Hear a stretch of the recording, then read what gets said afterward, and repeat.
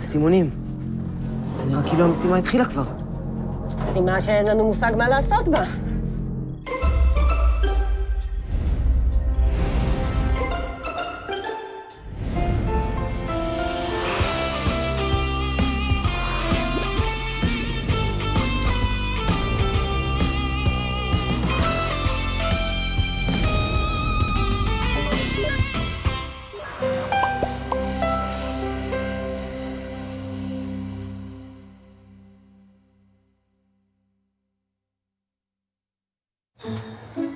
אמרתי לכם שזה רעיון גרוע לחזור למשחק. אנחנו ניתקע פה שוב. למה צמח לא מופיע בשום מקום? אריאל אמר שבשלב הקודם הם היו צריכים לקטוף את הפירות מהעצים.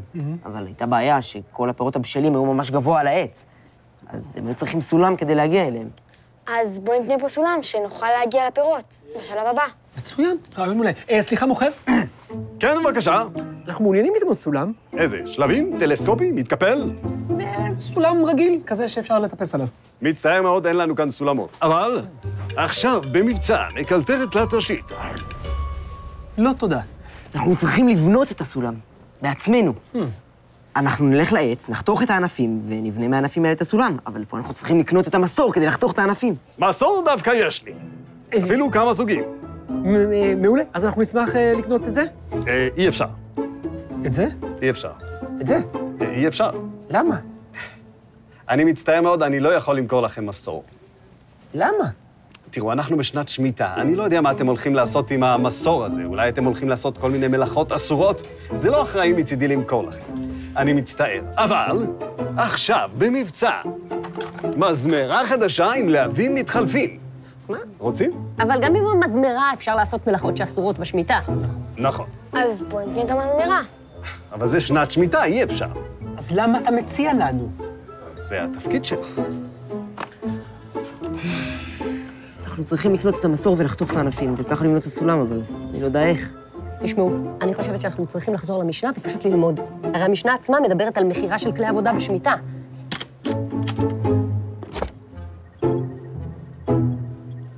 אלו כלים שאין האומן רשאי למכרם בשביעית, מחרשה וכל כליה, העול והמזרה והדקר.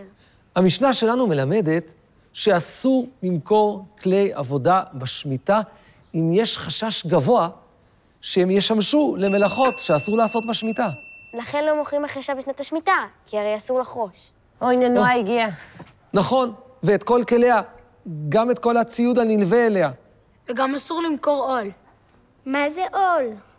עול זאת הרתמה ששמים אותה על הצוואר של הבהמה החורשת. מחברים אותה ברצועות למחרשה. כמובן שאסור למכור עול בשמיטה, כי זה משמש לחרישה. והמזרה, מה זה אומר? מזרה זה כמו קלשון. זה איזה מזלג ענק שמעיפים לגובה את התבואה, זורים את התבואה ברוח, ואז התבואה היא כבדה יותר, הגרגירים כבדים יותר, הם נופלים, והמוץ, הפסולת, קלה יותר, והיא עפה הצידה. וזה דבר שאסור לעשות בשמיטה. ומה זה הכלי האחרון, דקר? הדקר זהו מעדר שמיועד לחפירה. אז זה גם כלי שחורשים ושותלים איתו, אז זה אסור. בדיוק. כיוון שכל הכלים האלה, אלה כלים שמיועדים למלאכות שאסורות בשמיטה, אז אסור למעשה למכור אותם, כי מי שקונה אותם בשמיטה, די ברור שהוא הולך לעשות איזו מלאכה שאסור לעשות בשמיטה. אתם רואים, אסור לי למכור לכם, שנת שמיטה. טוב, עוד לא גמרנו ללמוד את המשנה. מה שכן, תמיד שאלתי את עצמי, האם מותר לי למכור למישהו שרוצה לקנות כלים לשנה הבאה? הרי יש מבצע עכשיו על כל הכלים. מותר לי למכור? הרמב"ם מסביר בפירושו למשנה שהאיסור למכור הוא דווקא לאדם שחשוד על השביעית. אבל אם מדובר על אדם שאנחנו יודעים שהוא מקפיד על ההלכה ומקפיד על הלכות שמיטה, לאדם כזה מותר למכור גם את הכלים האלה. למה? כיוון שהמוכר יודע שהקונה לא ישתמש בהם בשמיטה.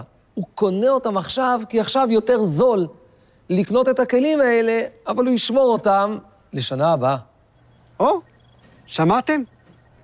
אני לא מכיר אתכם, אבל אתם נראים לי אנשים הגונים. אולי אני יכול למכור לכם, אתם צריכים את המסור לשנה הבאה. לא. זה עכשיו.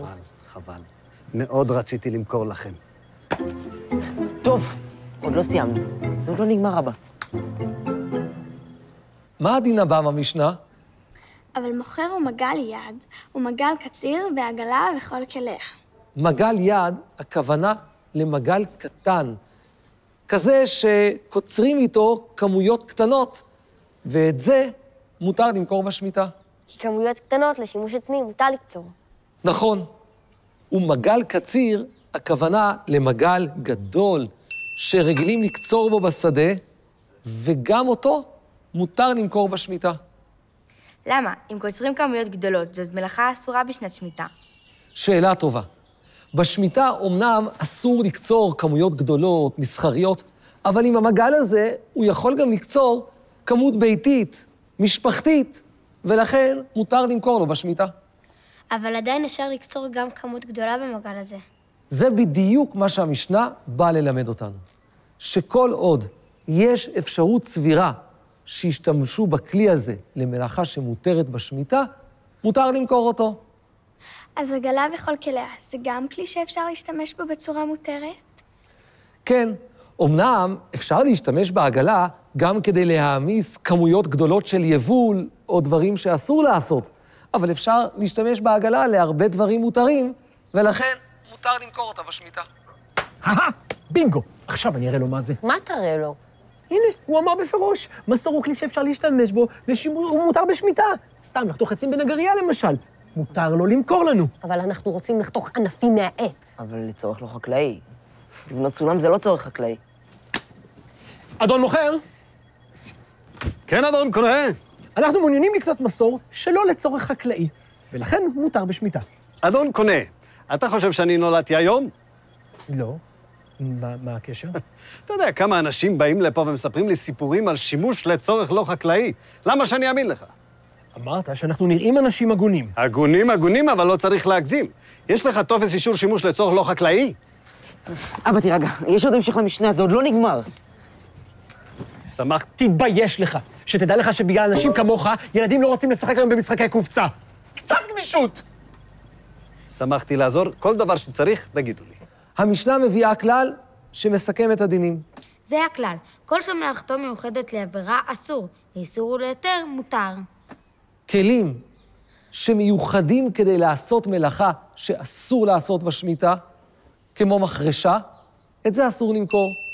אבל כלים שיש להם שימוש כפול, גם שימוש אסור וגם שימוש מותר, אותם מותר למכור בשמיטה. אבל בעצם למה אסור למכור? זה לא בעיה של מוכר מה הקונה יעשה עם כלי העבודה. שאלה מצוינת. זה קשור לכלל מאוד חשוב. לא רק לשמיטה, בכלל, חשוב שתדעו את הכלל הזה. הכלל הזה נקרא לפני עיוור, לא תיתן מכשול. אסור לנו לשים מכשול שהעיוור ייפול עליו. מה, הקונה הוא עיוור? הכוונה היא לא רק לעיוור ממש. מדובר על אדם שכשהוא רוצה לעשות עבירה, הוא קצת עיוור לחומרת האיסור. כאילו הרצון שלו לעשות את העבירה קצת מעבר אותו מלראות מה שבאמת צריך לעשות וכמה נורא הדבר שהוא הולך לעשות. זה לא קשור אליי בכלל, אוקיי? בכלל לא, כי מה שאני רוצה לעשות זה בכלל משהו אחר, זה נקרא win-win situation, אוקיי, רבנו? אני מנצחת כי אני אהיה מיליונרית, אוקיי? וכולם מנצחים כי יהיה להם כיף! כן, יהיה להם כיף, הם עוד ידעו לי. אני בטוחה שהם ידעו לי. ואז אם מישהו עוזר לו, זה כמו לשים לעיוור מכשול, כי הוא ייכשל בעבירה בגללו. בדיוק. ולכן כאשר אדם בא לקנות כלי שמיועד למלאכה שאסור לעשות בשמיטה, אם אני מוכר לו את הכלי, אני עובר על איסור.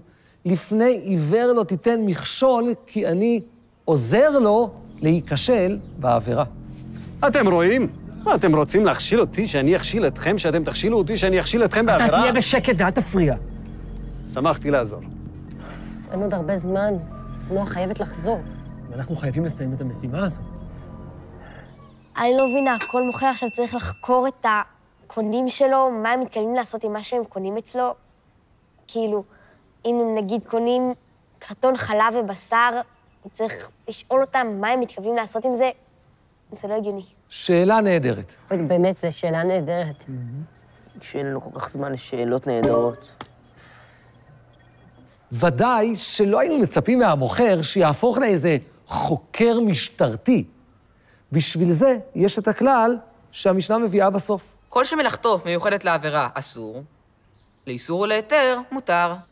כלומר, אם מדובר במצב כזה שברור שעכשיו אני מוכר לו משהו שאיתו הוא יעשה את העבירה, זה דבר שאסור למכור. אבל אם יש דבר שאפשר להשתמש בו בצורה מותרת, אפשר להשתמש בו בצורה אסורה, לא ברור שיעשה עבירה, בזה אין איסור שלפני עיוור לא תיתן מכשול.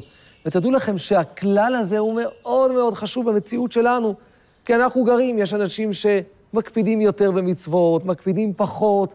איך אפשר בכלל באמת שתהיה חנות מכולת, או כל מיני דברים כאלה, אנשים קונים, אולי יברכו, אולי לא יברכו, בשרים, חלבים, אבל בגלל שהם יכולים להשתמש בזה גם בצורה מותרת, לכן מותר לנו למכור, ולא עוברים על איסור שלפני עיוור לא תיתן מכשול. שמעתם? הוא לא אמור לחקור אותנו. אם זה כלי שמשמש להיתר, הוא יכול למכור לנו את זה. עכשיו אני הולך להראות לו מה זה. רגע, אולי עדיף שאני אדבר איתו. מה עם נועה? היא חייבת לחזור כבר. מה עם נועה? הגעתי. שעה טובה. בואי. אוקיי. יופי. אני אגש אליו. אז דברי איתו. קראתם לי? שלום, אדוני המוכר. אנחנו ראינו עכשיו את השיעור של הרב, והבנו שעל פי המשנה, אם זה כלי שאפשר לעשות בו גם מלאכה שאסורה וגם מלאכה שמותרת, אנחנו יכולים לקנות אותו. את בטוחה? למדנו בשיעור שאתה לא צריך לחקור אותנו, הכל בסדר. את נראית לי אישה הגונה, לא כמו בעלך.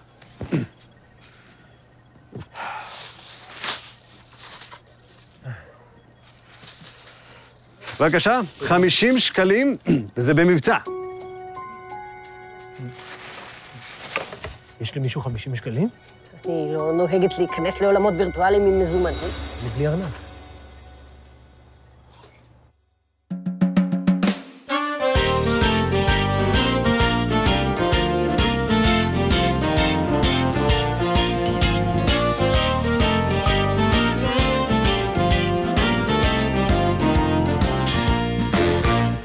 אמרו לי נשמה, רוץ ללמוד משנה. שאלתי איך לרוץ, איך בכלל ללכת. המשנה מרשימה, מאירה אך משונה, מעליבה אך נראית לי מסובכת. אמרו לי קח סרטון, ובו שיטה בדרך, והמשנה פתאום פשוטה ונהדרת. רוץ על זה איתנו בשמחה, עם החברים והמשפחה. נדלקתי ונדבקתי, פתאום אני חרוץ, אני יוצא כרגע לרוץ. לאן אתה רץ? לאן אתם רצים? אנחנו רצים למשנה. לאן אתה רץ? לאן אתם רצים? אנחנו רצים למשנה. קונדט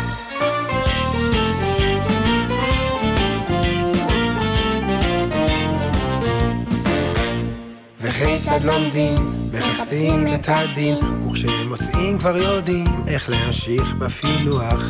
הדין תמיד אחרי תיאור המקרה, מצאתם עוד מעט, תוכלו לנוח.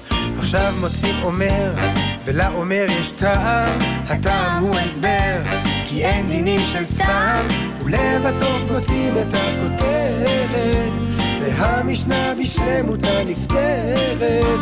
איזו מהירות, איזו מהירות, אני יוצא כרגע לרוץ. לאן אתה רץ? לאן אתם רצים? אנחנו רצים למשנה.